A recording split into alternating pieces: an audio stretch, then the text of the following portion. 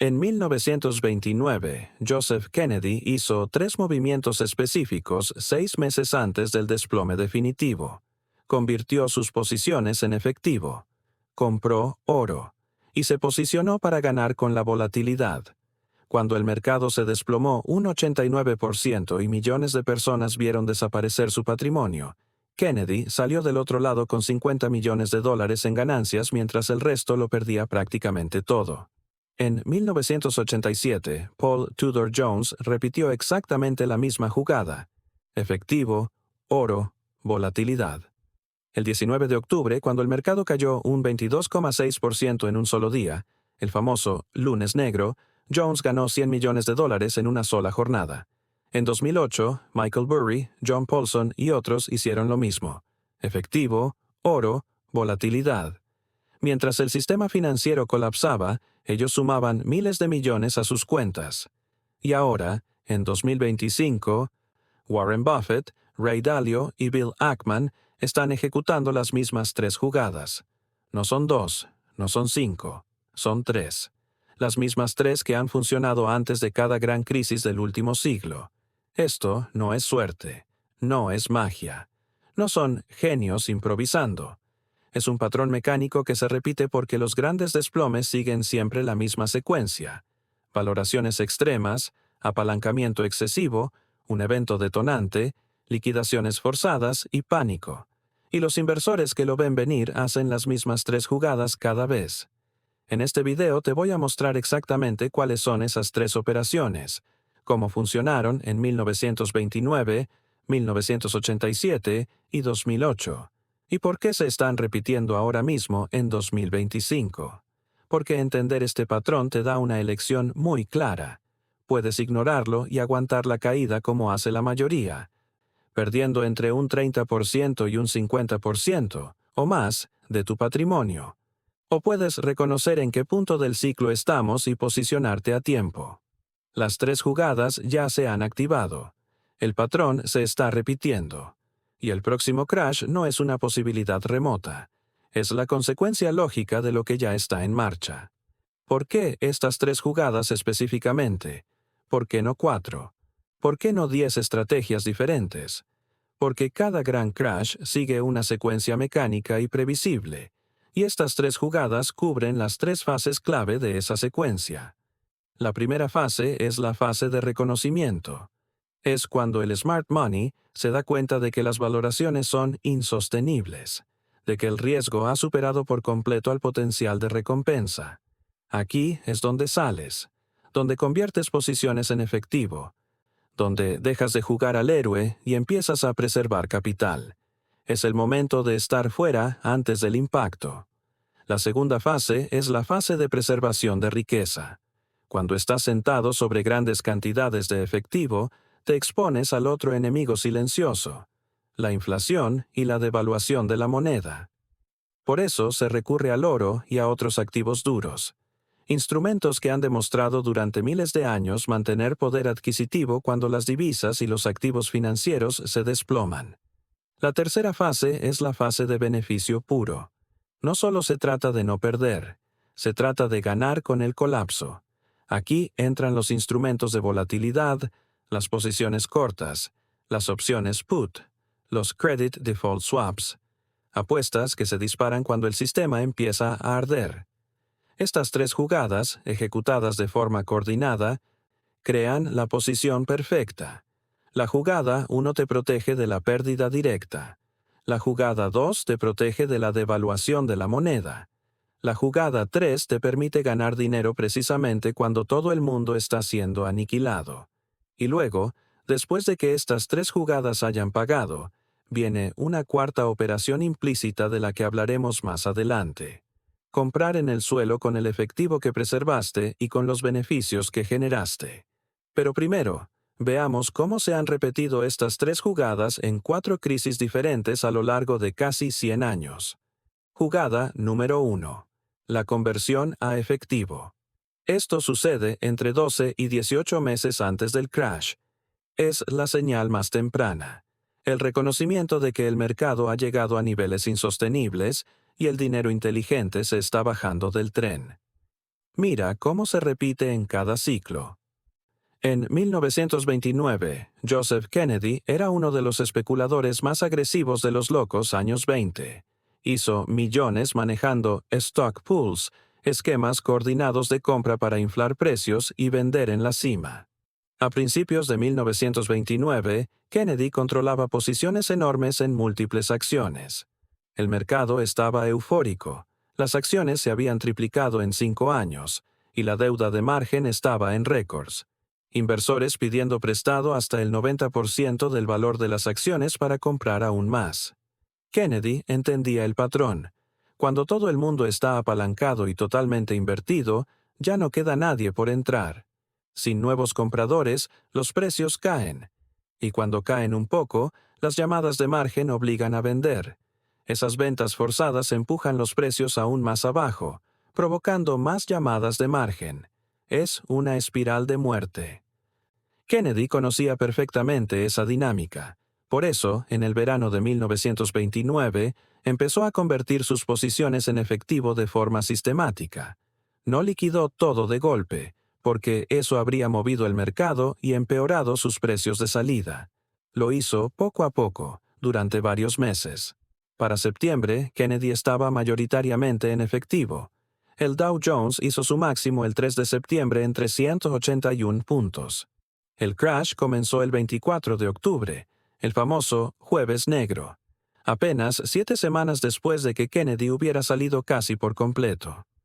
Mientras el inversor promedio veía cómo su patrimonio se evaporaba día tras día, Kennedy estaba en liquidez, protegido y listo para las siguientes jugadas.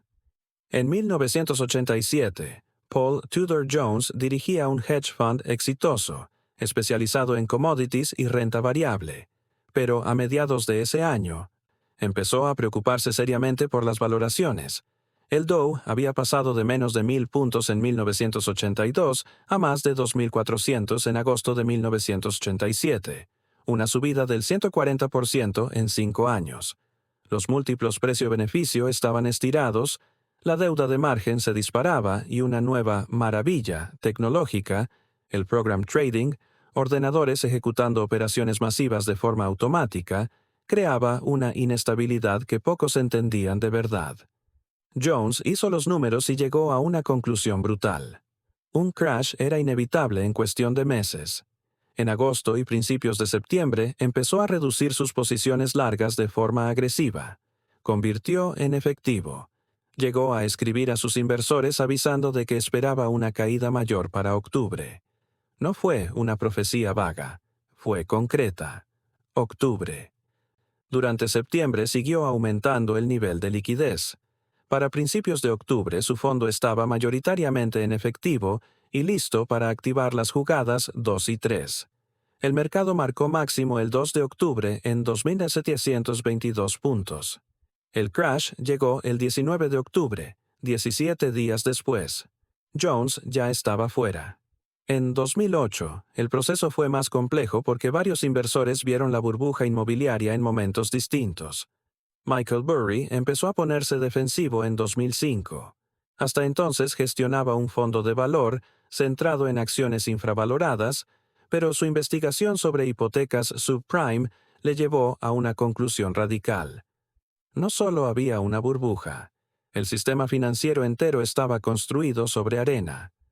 Burry dejó de comprar acciones, empezó a acumular efectivo y se preparó para la jugada 2 y, sobre todo, para la jugada 3. John Paulson llegó a la misma conclusión en 2006. Vio la burbuja inmobiliaria y supo que iba a destruir a los bancos. Lanzó un fondo dedicado específicamente a apostar contra el mercado hipotecario, levantando efectivo de inversores solo para ese propósito. Warren Buffett, siempre el más conservador, había comenzado a acumular cash desde 2006. La posición de efectivo de Berkshire Hathaway pasó de unos 40,000 millones en 2006 a más de 60,000 millones en 2007.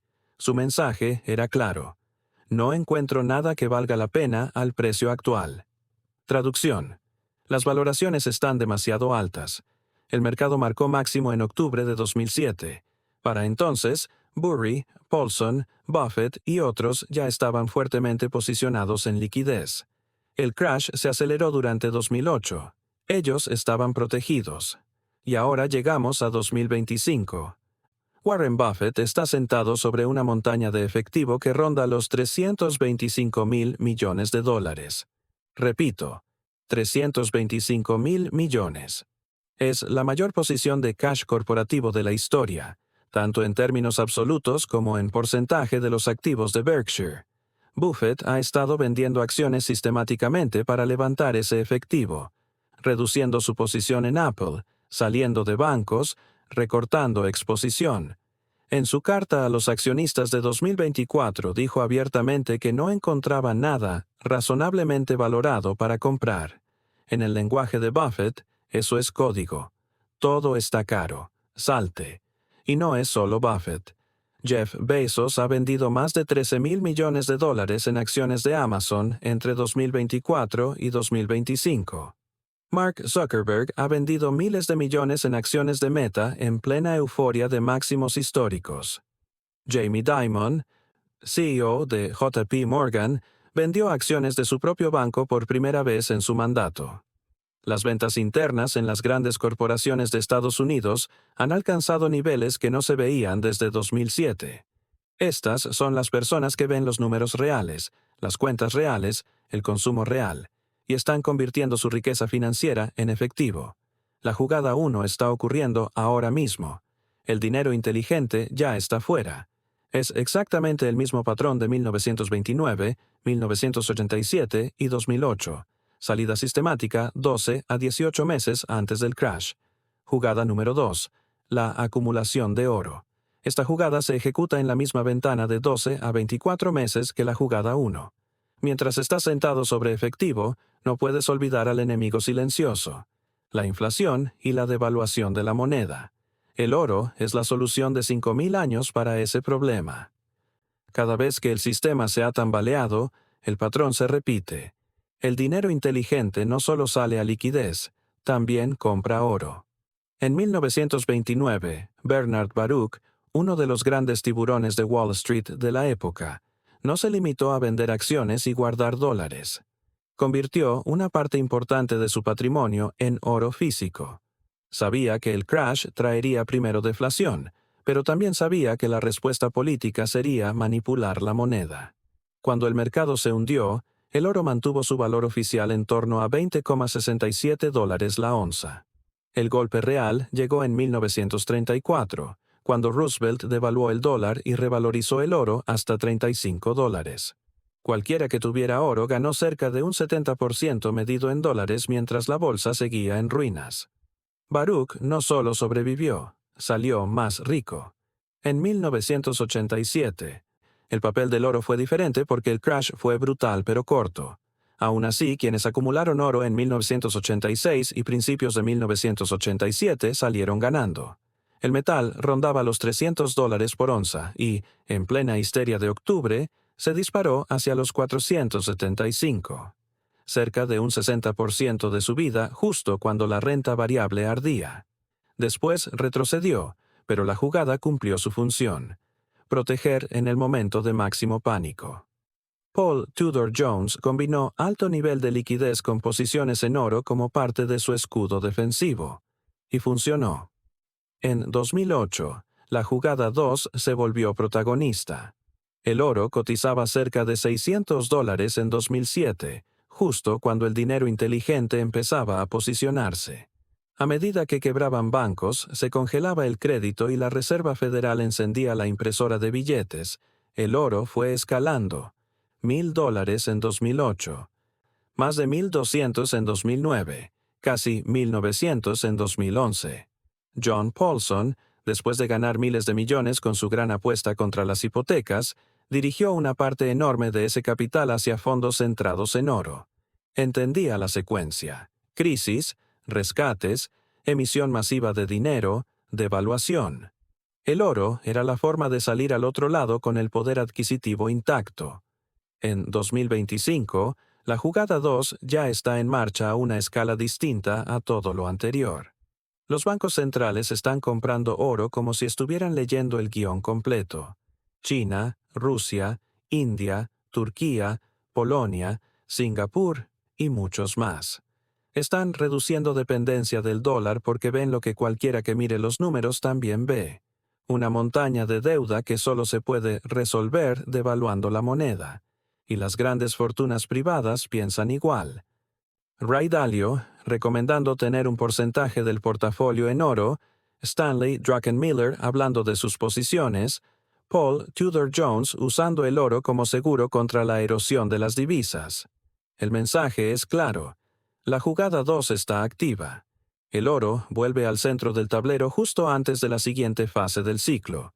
Jugada número 3. La apuesta por la volatilidad. Esta es la jugada del beneficio brutal. La jugada 1 te protege de caer con el resto. La jugada 2 protege tu poder adquisitivo en el tiempo. La jugada 3 te permite ganar cantidades enormes justo cuando los demás están siendo destruidos. Normalmente se ejecuta en la ventana de 6 a 12 meses antes del crash y utiliza instrumentos que se disparan cuando el mercado se derrumba. Posiciones cortas, opciones put, credit default swaps, opciones sobre el VIX y otros derivados ligados al miedo. En 1929, después de salir a efectivo, Kennedy pasó a la ofensiva con ventas en corto. Abrió posiciones cortas en varias acciones a finales del verano y principios de otoño. Mientras el mercado aún marcaba máximos, él pagaba costes de financiación y aguantaba. Pero conocía la mecánica. En un sistema hiperapalancado, una caída fuerte no es una simple corrección, es una avalancha. Cuando llegó el desplome, las acciones se hundieron entre un 30% y un 50% en semanas.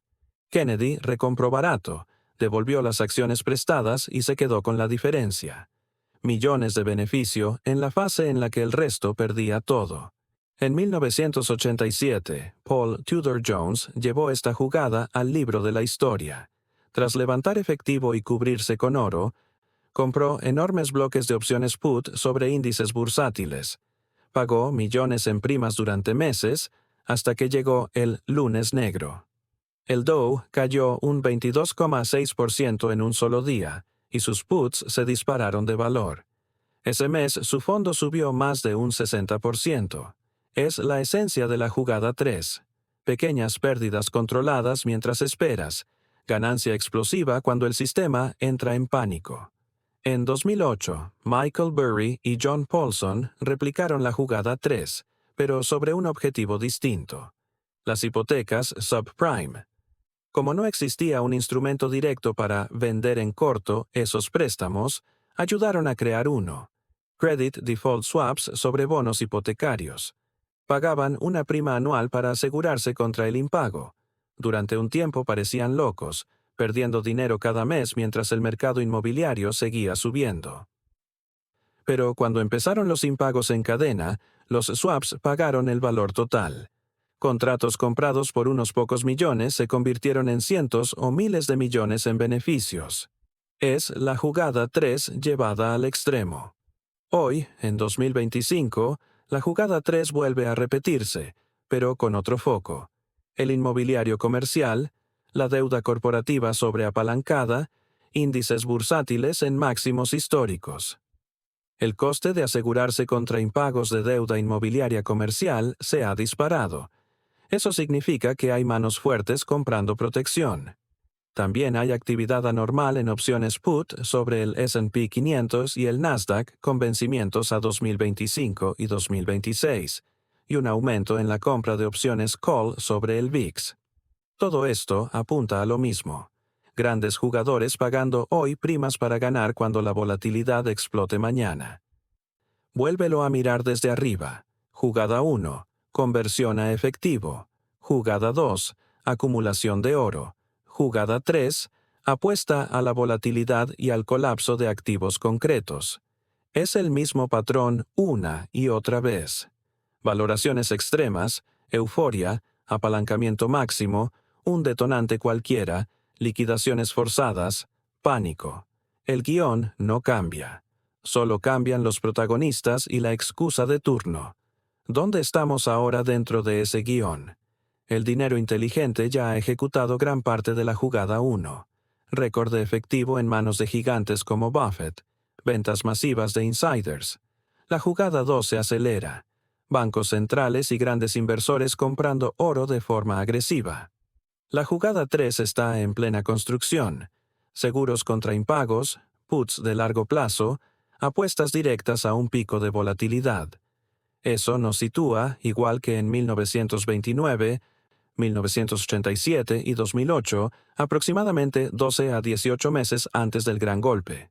Cuando el detonante aparezca, tal vez inmuebles comerciales, tal vez un gran banco, tal vez un shock geopolítico, el movimiento será rápido. Caídas del 20% al 30% en semanas, más descensos en los meses siguientes, quiebras, desempleo disparado, titulares apocalípticos. Y ahí es cuando las tres jugadas muestran su poder. Quien esté en efectivo no se verá obligado a vender en el peor momento. Quien tenga oro no verá cómo su poder de compra se evapora con la impresión masiva de dinero. Quien haya pagado primas por protección verá cómo esas coberturas se multiplican. Solo entonces llega la cuarta jugada. Comprar en el corazón del pánico. Comprar cuando todos huyen. Comprar calidad a precio de liquidación. Eso fue lo que permitió a Kennedy, Baruch, Buffett, Paulson y Ackman salir de las crisis no solo intactos, sino mucho más ricos. La mayoría no lo hará. La mayoría se quedará atrapada en la caída, paralizada por el miedo. Pero una minoría, la que entiende el patrón y actúa antes, usará estas tres jugadas para llegar viva al otro lado y aprovechar la oportunidad que solo aparece una vez cada gran ciclo. La elección, como siempre, es individual. Ignorar el patrón y caer con la multitud, o verlo, aceptarlo y posicionarte antes de que sea demasiado tarde.